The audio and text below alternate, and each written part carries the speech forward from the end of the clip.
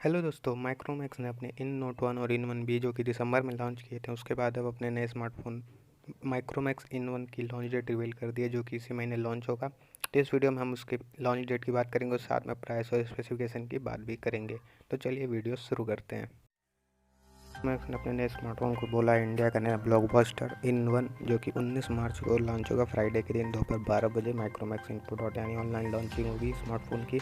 तो इस वीडियो में हम आगे बात करते हैं इसकी प्राइस क्या हो सकती है। तो दोस्तों, जैसे माइक्रोमैक्स ने इन नोट 1 और इन 1 बी की प्राइसिंग की थी, उसी अकॉर्डिंग हम कह सकते हैं कि माइक्रोमैक्स इन 1 बी एक बजट प्राइस कैटेगरी में आएगा।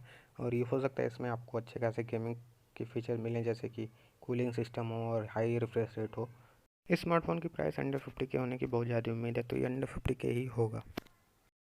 तो दोस्तों, माइक्रोमैक्स के को फाउंडर राहुल शर्मा ने बताया कि माइक्रोमैक्स 5G फ़ोन पर काम कर रही है, लेकिन 5G फ़ोन कब लॉन्च होगा और उसकी कोई मेरा भी स्पेसिफिकेशन या डिटेल्स रिलीज़ नहीं की गई है माइक्रोमैक्स द्वारा।